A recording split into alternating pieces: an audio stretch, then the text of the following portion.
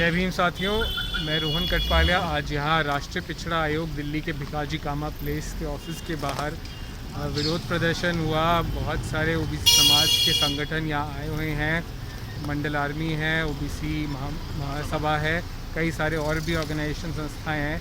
कई सारी डिमांड्स लेके आई हैं, चाहे वह नीट में ओबीसी आरक्षण हो, चाहे वह आपका जातिगत जनगणना में ओबीसी हो, और साथ में जितनी भी जगहें हैं, चाहे बैंक लोन में भी इनका डिमांड है कि ओबीसी आरक्षण हो। इसी चलते हमने मंडल आर्मी के राष्ट्रीय अध्यक्ष जो हैं अनिरुद्ध जी, उनसे बात करी। जी, इसमें थोड़ा बताइए, जैसे राष्ट्रीय स्तर पर ये जैसा आपने सांकेतिक बताया, तो राष्ट्रीय स्तर पर क्या कुछ हो रहा है, या कोई जैसे ये किसान आंदोलन देखा हमने, CA/NRC का मूवमेंट एक राष्ट्रीय स्तर का हुआ, तो क्या ये एक SC/ST का भी जब 2 अप्रैल का था एक्ट को लेके राष्ट्रीय स्तर पर आंदोलन हुआ, सरकार पर दबाव पड़ता है, चाहे वे वोटों के नज़र से देखें, इस पर कुछ राष्ट्रीय स्तर पर है आंदोलन? बिल्कुल, इस पर राष्ट्रीय स्तर पर आंदोलन की पूरी रणनीति है। तमाम संगठनों से बात चल रही है, ओबीसी के संगठन हों या SC के हों, ST को, क्योंकि इससे जो है सभी को सभी के हित प्रभावित होंगे। ठीक है, तो ये राष्ट्रीय मूवमेंट बनेगा, थोड़ा समय लगेगा, क्योंकि जो ओबीसी समाज है कहीं न कहीं वो इसमें सही से भागीदारी नहीं कर रहा है। अच्छा। ये बड़ा दुखद विषय है। हमारा SC/ST समाज जो है वो धन्यवाद का पात्र है, वो लड़ रहा है, लेकिन ओबीसी समाज जो है अभी मजबूती से भागीदारी नहीं कर रहा है। हम उसको जगाने का काम कर रहे हैं और निश्चित हम भरोसा दिलाते हैं कि बहुत जल्द एक बड़ा मूवमेंट खड़ा होगा और पूरे मंडल कमीशन को लेकर के हम लड़ेंगे। ओबीसी, SC/ST और पसमानदा समाज की पूरी मुहिम को लेकर के जितनी संख्या है उस हिसाब से सभी सेक्टर्स में हम भागीदारी जो है वो लेकर रहे हैं। ऐसा क्यों? बड़ा सिंपल सा सवाल है मेरा, ऐसा क्यों? थोड़ा दर्शकों को बताइए, ऐसा क्यों? ऐसा क्यों हो रहा है, ये समझने का विषय है। विषय ये है कि जो सरकारें हैं, ठीक है, आप जनगणना का अगर मामला देख लें तो 1931 में जो ब्रिटिश सरकार थी उसने जनगणना कराई। उसके बाद जब ब्रिटिश सरकार ने जनगणना कराई तो जो ब्राह्मणवादी लोग थे उनके अंदर एक भय पैदा हो गया, क्योंकि ब्रिटिश सरकार मताधिकार भी ला रही थी। अगर वो फिर दोबारा जनगणना कराती तो जो पिछड़ा वर्ग के, वंचित वर्ग का तबका है तो उसका मताधिकार भी हो जाता और वो लोग सत्ता में काबिज हो जाते। इसके लिए उन्होंने षड्यंत्र किया और जो है अंग्रेज भगाओ, देश आज़ाद कराओ जैसे तमाम तरह के चीज़ें जो उन्होंने क्रिएट की, मूवमेंट क्रिएट किए। वो आज़ादी का जो आंदोलन था वो वंचित वर्ग की आज़ादी का आंदोलन नहीं था। आज़ादी के, वंचित वर्ग की आज़ादी का आंदोलन अभी बाकी है। जो तीसरी आज़ादी की लड़ाई है वो हम लोगों को लड़नी बाकी है। तो इसमें थोड़ा सा और मैं चाहूँगा आपसे, थोड़ा और रोशनी डालिए। एक आरोप राजनीतिक तौर पर हम देखें या कहें, ये बात करी जाती है कि कहीं ना कहीं ओबीसी के लिए आरक्षण की सबसे ज़्यादा मुश्किलें रही हैं, बहुत लेट भी आया है और बीजेपी सरकार उसको मतलब हटाने में भी तुली है, पर ओबीसी समाज से ही एक बड़ा वोट बैंक है, भाजपा का भी है, पर कांग्रेस का तो रहा ही है, हर सरकार का रहा है, पर भाजपा का भी रहा है। और कई थोड़े आरोप ये लगे कि हिंदुत्व में भी, राम मंदिर में भी, ऐसे चीज़ों में जो रहा है, इस पर थोड़ी देखिए, ये गंभीर विषय समझने का विषय। हिंदुत्व का तो मामला है ही है जी, ठीक है। ओबीसी समाज जो है वो कहीं न कहीं भक्ति में खो गया है, ब्राह्मणवाद के जाल में ऐसा फंसा हुआ है कि वो समझ ही नहीं पा रहा है कि उसका हित जो है कहाँ से खाया जा रहा है, कहाँ से उसका रिजर्वेशन खाया जा रहा है, उसके अधिकार खाए जा रहे, कैसे उसकी किसान बिल ला करके। जो किसान का मामला है, आप देखिए 90% जो है ओबीसी समाज उसमें किसान कम में आता है, तो कैसे उनकी ज़मीनें छीनने का षड्यंत्र, निजी हाथों में देने का षड्यंत्र है।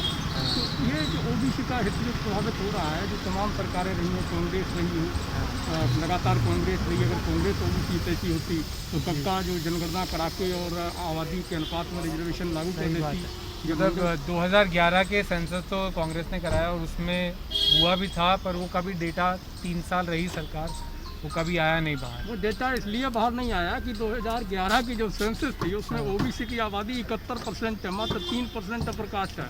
टोटल अपर कास्ट जितने धर्मों का है सब मिला के मैं गारंटी देता हूँ, तो सार्वजनिक करे गवर्नमेंट, 71% ओबीसी है जी, मैं दावे के साथ कहता हूँ, इसलिए वो सार्वजनिक नहीं हो रहा है। तो मैं एक और चीज़ है कि उत्तर प्रदेश एक बड़ा अभी राज्य है जिसका चुनाव भी आ रहा है, और जहाँ चाहे वह SC की पॉपुलेशन हो या ओबीसी समाज की हो, वो बड़ा रोल प्ले करती है। और उसका राष्ट्रीय इलेक्शन में भी बड़ा रोल रहता है, तो उसको आप कैसे देखते हैं?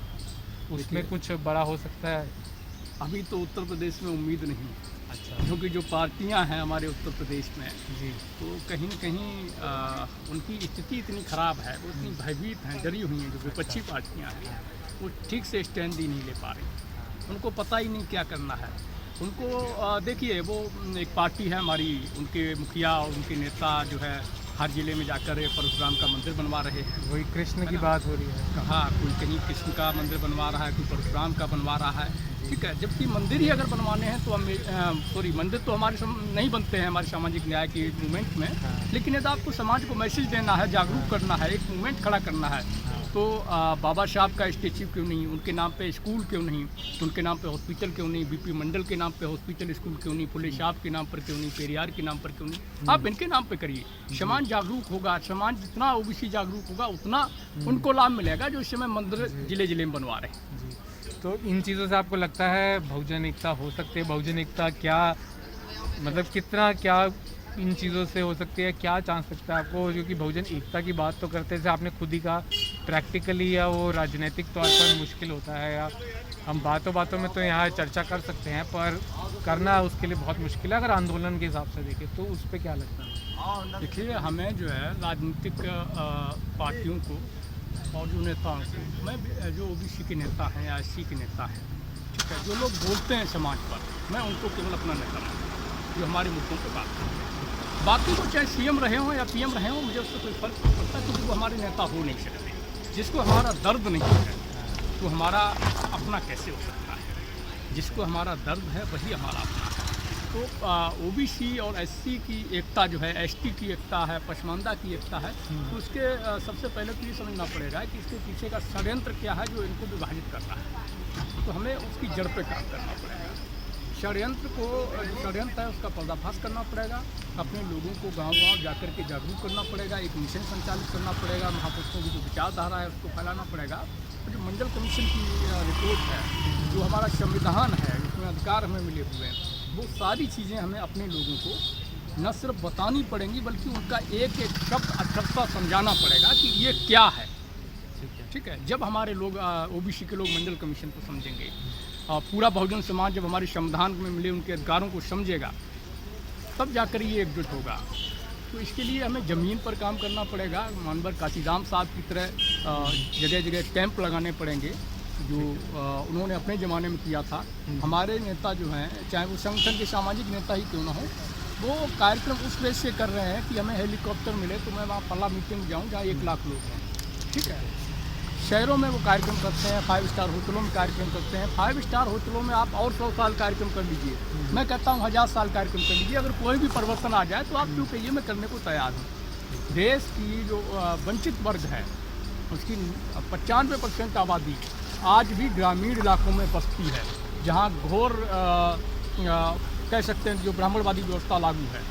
जब तक वो लोग उस व्यवस्था से नहीं निकलेंगे, उस घटिया सोच मानसिकता से नहीं निकलेंगे, जब तक अपने महापुरुषों के संघर्ष को नहीं समझेंगे, अपने पूर्वजों के ऊपर, अपने पुरखों के ऊपर हुए अन्याय अत्याचार को नहीं जानेंगे, उनके प्रति इन सामंतवादियों की, इन मनवादियों की क्या सोच रही है, वो किस तरह से इनको देखते हैं, उन चीज़ों को जब तक नहीं समझेंगे, जब तक ये कर्मकांड और फालतू की जो चीज़ें हैं जो मनवाद ने हम पे थोप रखी हैं, इससे निकल के एक लोकतांत्रिक संवैधानिक व्यवस्था को नहीं अपनाते हैं, एक प्राकृतिक व्यवस्था को नहीं अपनाते हैं, तब तक कतई परिवर्तन नहीं आ सकता। और इसके लिए आवश्यक है जो हमारी सामाजिक संगठन है, वो होटलों और रेस्टोरेंट और इन 5 स्टार होटल जो है, रेस्टोरेंट हैं, इनकी मीटिंग में शहरों से बाहर निकल के गाँव की तरफ जाएँ, क्योंकि जो व्यक्ति है, जो हमारा समाज है, वो गाँव में रहता है।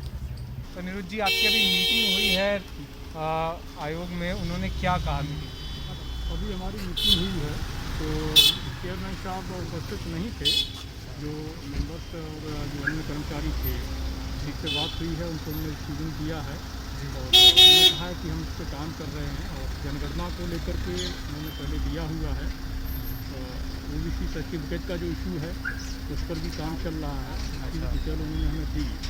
बाकी नीट का जो मामला है, उसमें काफ़ी तेज़ी से और काफ़ी ज़्यादा फोकस करने की आयोग को ज़रूरत है, जिससे हमने बंद दिया है। और लेटरल एंट्री जो है, 100 दरवाज़ा, ये जो है ना, इसको तो एक बंद करना ही होगा। और अगर हम इससे शांत रहे लेटरल एंट्री पे, तो आने वाले समय में जो उनकी एस समाज है इसका इतना बड़ा नुकसान हो जाएगा कि आप अंदाज़ा नहीं लगा सकते। ये कुछ भर्तियों का मामला नहीं है, ये मामला नीतियों का, क्योंकि ये लेटरल एंट्री उस जगह पर की जा रही है जहाँ पे देश की नीतियाँ बनती हैं, जो आप ब्यूरोक्रेसी में बात कर रहे हैं। बिल्कुल हाँ। तो नीतियाँ बनाने वाले लोग संघी मानसिकता के लोग होंगे, जो अडानी अवानी के ठेकेदार होंगे या उनके दलाल टाइप के लोग होंगे, उसके प्रमोट किए हुए लोग होंगे, तो हमारे ओबीसी SC/ST के लिए वो कोई भी नीति नहीं बनाएंगे। वो हमेशा वही नीतियाँ बनाएंगे जिससे पूंजीपतियों को लाभ हो, जिससे उन संघी मानसिकता वाले लोगों को लाभ हो, ब्राह्मणवाद को लाभ हो, मनुवाद सामंतवाद को लाभ हो। लेटरल एंट्री का हमें पुरजोर विरोध करना है। अभी तो ये सांकेतिक कार्यक्रम था, हम इस पर बड़ा प्लान कर रहे हैं और उसकी सूचना भी हम बहुत जल्द खोल देंगे। चलिए अनिरुद्ध जी, बहुत बहुत शुक्रिया हमसे बात करने के लिए। भरोसा दिलाता हूँ ओबीसी SC/ST पसमानदा समाज को कि मंडल आर्मी आपके हक की जो लड़ाई है बड़े पैमाने पर लड़ेगी। ओबीसी SC/ST पसमानदा समाज के सारे संगठनों को हम संगठित करेंगे, पार्टियों पर प्रेशर बनाने का प्रयास करेंगे, और जो हमारे साथ नहीं आएगा उसके खिलाफ हम खुद लोगों को जागरूक करने के लिए। तो ये थे अनिरुद्ध जी मंडल आर्मी से, और यहाँ बहुत सारे ओबीसी समाज से संगठन आए हुए थे। मीटिंग भी हुई राष्ट्रीय पिछड़ा आयोग से, और साथ ही साथ इसका प्रण भी लिया गया है कि आरक्षण हो, लेटरल एंट्री हो या जाति जनगणना हो, इन मुद्दों को राष्ट्रीय स्तर पर आंदोलन बनाया जाए। तो इसके लिए आप इस वीडियो को ज़्यादा से ज़्यादा ज़रूर शेयर कीजिए सबके साथ। इस मैसेज को लंबा लेकर जाइए, बहुत सारे लोगों तक लेकर जाइए। ऐसी ही खबरों के लिए हमारे चैनल द न्यूज़ बीट को सब्सक्राइब कीजिए, और हमें फेसबुक और ट्विटर पर भी आप फॉलो कर सकते हैं। जय भीम।